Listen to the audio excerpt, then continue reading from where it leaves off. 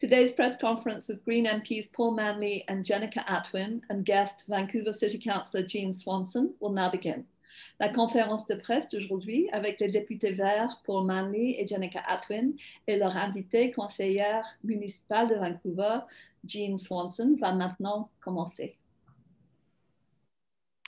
Well, thank you so much, Rosie. I'd like to start by acknowledging that I am on the traditional territory of the Nanaimo First Nation, and the Nanaimo Ladysmith falls within the traditional territories of Nanaimo, Snanawas, Staminas, and Liaxin.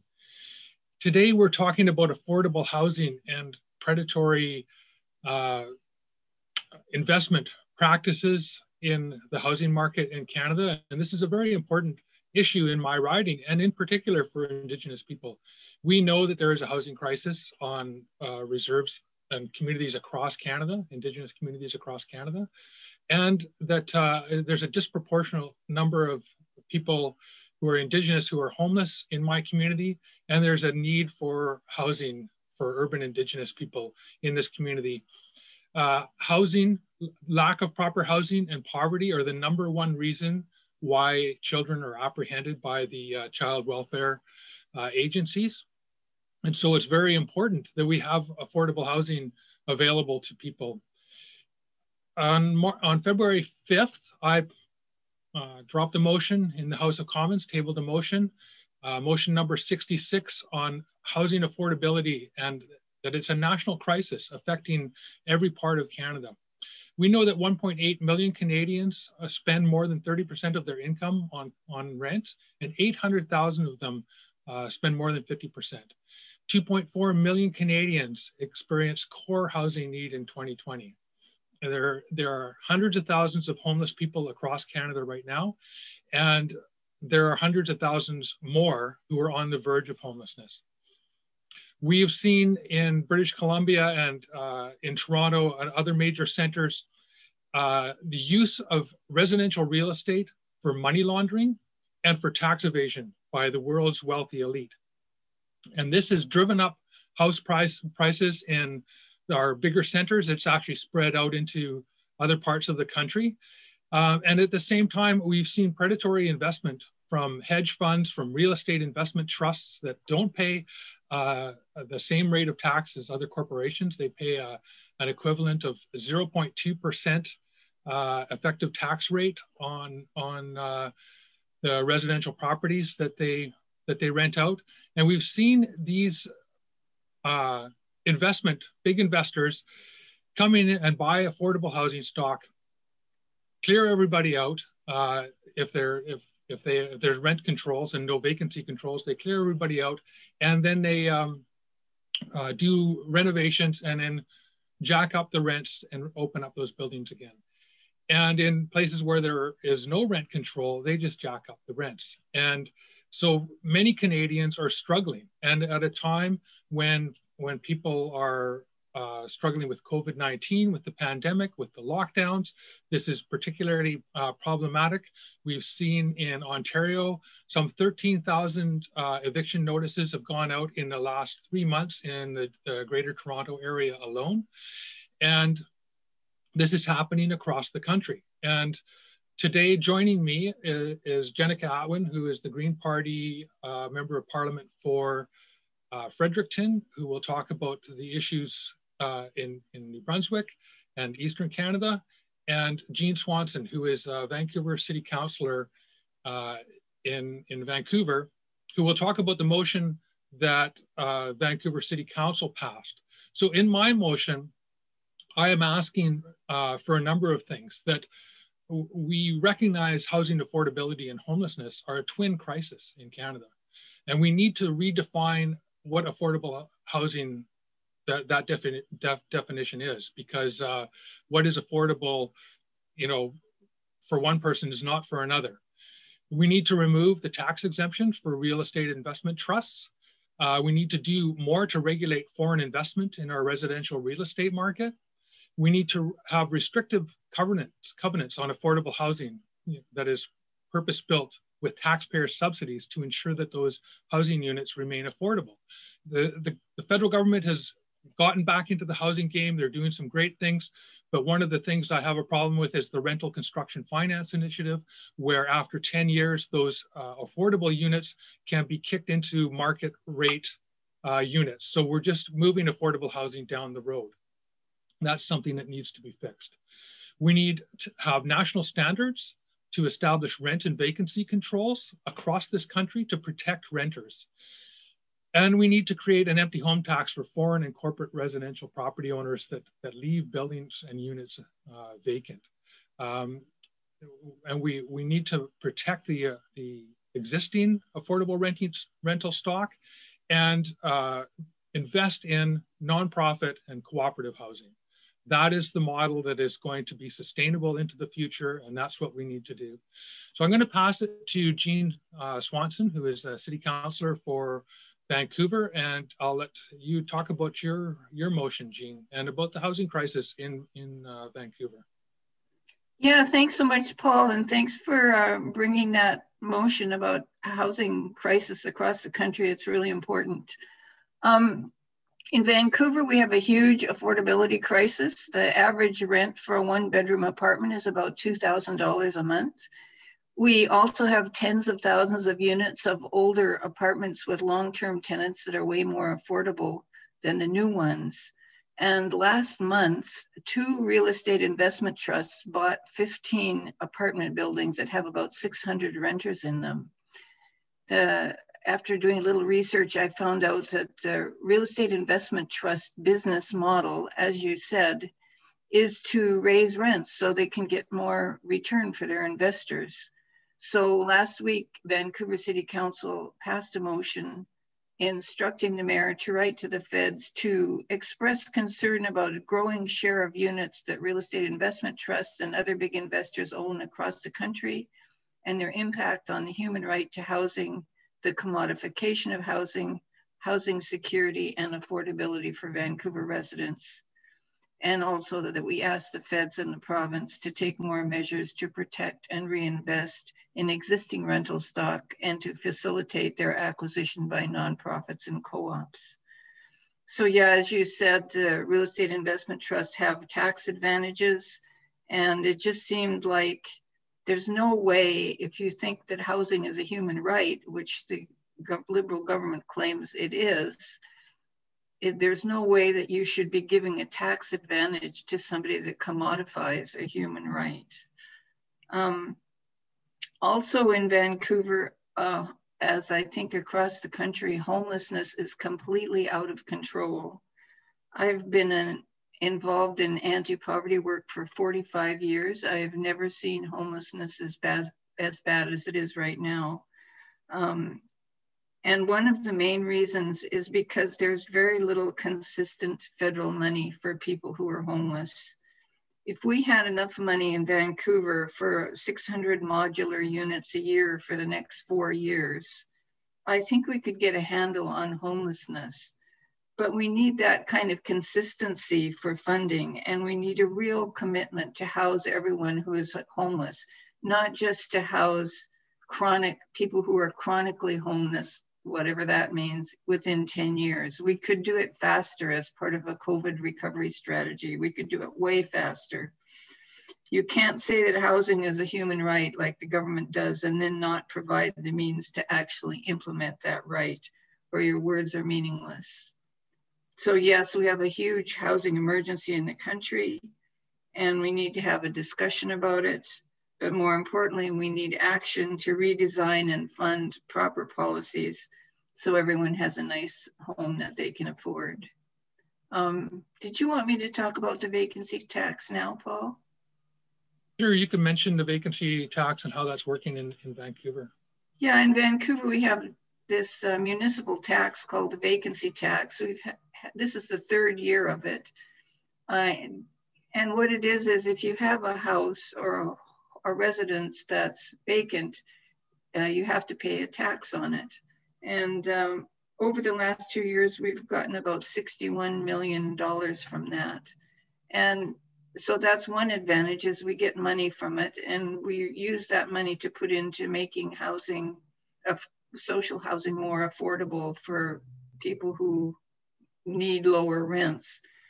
And the other advantage is that in order to avoid paying the tax, people put their homes on the market and rent them so that we have more supply. So I think it's a good tax, it's a good model. And this year we just raised the amount from 1.25% to 3%. So hopefully we'll get a little more money or have more housing be rented. Thank you, Jean. When we talk about building more affordable housing, one of the things that we need to do is deal with the structural issue around the existing housing stock. And I've seen statistics that show that just one real estate investment trust alone is taking 14,000 units out of the affordable housing stock per year and bumping that into higher market rates. And so, it's unrealistic to think that taxpayers can deal with this alone without regulation, in the market, and without proper taxation of the investors that are involved. In Nanaimo here, we've seen a real boom in people coming from elsewhere to live here during COVID especially. There's a lot of people retiring here. But people are now escaping condo living in Vancouver to live in this area. And of course, we have a lot of snowbirds who've come here this winter. And so we have a very low rental vacancy rate. And I understand, Jenica, that you have similar issues in New Brunswick. So I'm going to pass it to you to talk about the situation in New Brunswick and about the lack of rent and vacancy controls there. Yes, thank you, Paul, and thank you, Jean, as well for your comments today. I'm certainly happy to add kind of the East Coast perspective. So I'm joining today from the unceded territory of the Woolastoq-Galyuk on the banks of the beautiful, bountiful Woolastoq River in Fredericton. And Fredericton is indeed a beautiful place. We've got a great balance of urban amenities and access to nature. So through the pandemic, it's been also amongst the safest cities in the country. So it has a reputation for having a low cost of living, although that's been changing now for quite some time. Our increasing cost of living was further exacerbated last spring, obviously, when COVID-19 arrived in Canada and brought about what we're calling kind of a perfect storm of conditions that have generated real housing insecurity and increased rapidly the number of homeless people in our community, in large part due to job losses and financial insecurity, but it led to individuals who couldn't make their rents. At the beginning of the pandemic, the province of New Brunswick implemented an eviction freeze, which was great to see, but it only lasted until May 31st of last year. And since that time, tenants have been on their own. The increased burden on community services like food banks, community kitchens, homeless shelters has run up against COVID-19 physical distancing measures, meaning that those who've fallen through the cracks of our social safety net are not even able to count on private community services to meet their needs as they had before. So adding insult to injury is the financialization of the human right to housing, which has swept across Canada and landed soundly in New Brunswick. As urban Canadians seek safer places to live, through the pandemic, there's a new market for higher income rentals, and we are seeing affordable housing flipped for higher income tenants, leaving their previous tenants with a dwindling pool of affordable units. We have no rent controls in New Brunswick. We are the ideal target for real estate investment trusts. In good news, we have seen, federal dollars flowing into communities to fund housing projects, which is wonderful. And money is good, but it's not enough. We need leadership. And there really are simple solutions, I think, that can slow down the impact of the REITs on our communities and to protect tenants. So some of these would include max rent increases that are tied to inflation, rent increases that are tied to the unit, not the tenant, tie REIT tax rates to the amount of affordable housing they are providing, tax them like corporations and not mutual funds, immediately stop the CMHC from funding them with government mortgages. So, I mean, Jean, you touched on this perfectly, that, housing is a human right. So to commodify this, we talk with landlords, there's supply and demand, we understand that, but, this is a kind of a different situation when this is about humanity. So what does it say about us, I think, when this becomes the issue that it is currently? So this is a crisis in Fredericton, as it is a crisis in communities across the country. And I am proud to join my voice with that of my colleague Paul Manley and the City of Vancouver to declare housing affordability a national crisis. Thank you, Jenica. I could go over a whole bunch of stats that I've gleaned from across the country. Of course, in Nanaimo, Ladysmith, we have one of the highest highest rate of homelessness per capita in Canada. But I'm going to pass it to you, Rosie, for questions in case there's journalists here that would like to ask questions of us. Sure. Thank you, Paul. So we'll go to questions. We begin with one question, one follow-up. Nous allons commencer les questions. Une question, un suivi. Does anybody have a question for MPs Manley, Atwin, or Ms. Swanson? Hi, Paul. Kendall Hansen here from Czech News. Just, I've missed some of your comments off the top, so I'm sorry if this question is repetitive, but just what are you proposing we do? I mean, lots of people have are deriving income from real estate income trusts. How do you foresee a transition from the current reality to what you'd like to see in the future? Well, I think the government needs to revisit these income trusts and start to tax them, and to transition, you know, so that we're as Jenica was saying, that we stop putting CMHC money into real estate investment trusts, and we do need to transition out of how we're working with taxation for them, but it needs to happen, and it needs to happen soon, because right now we're seeing them acting in a very predatory way. And also, you know, what I mentioned about the housing initiative, the rental construction financing initiative, those units that we are subsidizing as taxpayers, those units need to have covenants on them so that they remain affordable units into the future, not just 10 years, because that's just kicking the can down the road. So there's parts of the National Housing Strategy that I like. You know, we've got the Rapid Housing Initiative, which was well oversubscribed. There was $1 billion, $500 million went to municipalities, the largest cities, and another $500 million went to smaller municipalities and to projects. That second half was oversubscribed by $4.2 billion in applications. So over 600 and some applications for that initiative. So it's clearly not enough. And the rental subsidy program to help low-income renters is important as well. But again, that's a taxpayer subsidy that is going to corporate landlords in a lot of cases. So we need to deal with the predatory investment. And you know, we've had this legacy of tax evasion and money laundering. You know, in 2018 alone, it was, you know, some $5 billion was laundered through Vancouver real estate alone. And in Toronto, over a 10-year period, $25 billion went through unregistered mortgage companies that didn't need to report to FinTrack. So there's all of this money that has come into our real estate market. And, you know, people who are involved in tax evasion and money laundering, I don't think they make the best landlords. They're already involved in nefarious kind of activities. And, you know, they're obviously not really going to care about the tenants in the buildings that they own. So we need to deal with this kind of predatory practice, and that means rental and vacancy controls. So we don't have vacancy controls in British Columbia. We need that so that between tenants, the landlords can only increase the rent by so much, and they have to justify increases based on any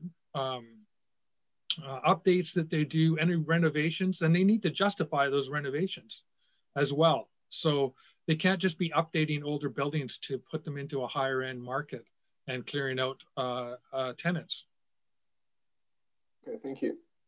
The thing, if I could just jump in here, the beauty of vacancy control is that it's virtually free.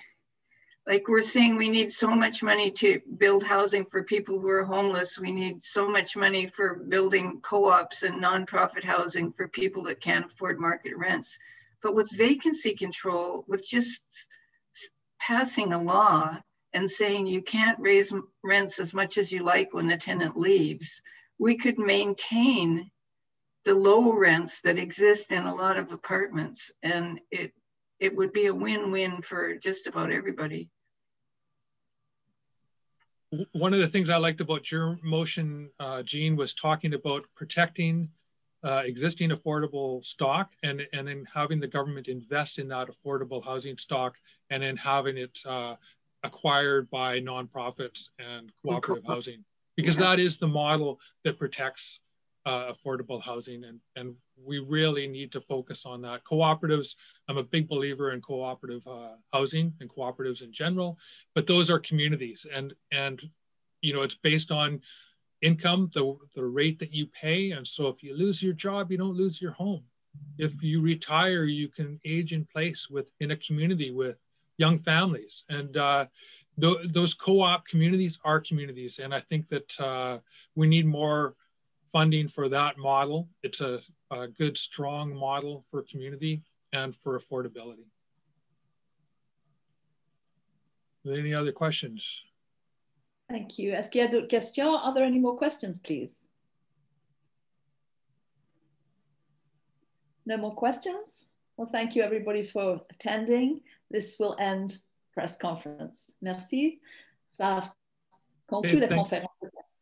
Thank you so much. Thank you very much. Thank you, Nice everybody. to meet you guys. Yeah, thanks for joining us, Keep Jean. up the good work. You too. See you in Parliament, Jenica. Yes, yeah. Virtual Parliament. Okay, take care. Live stream is off. Thank you. Thanks, Elan.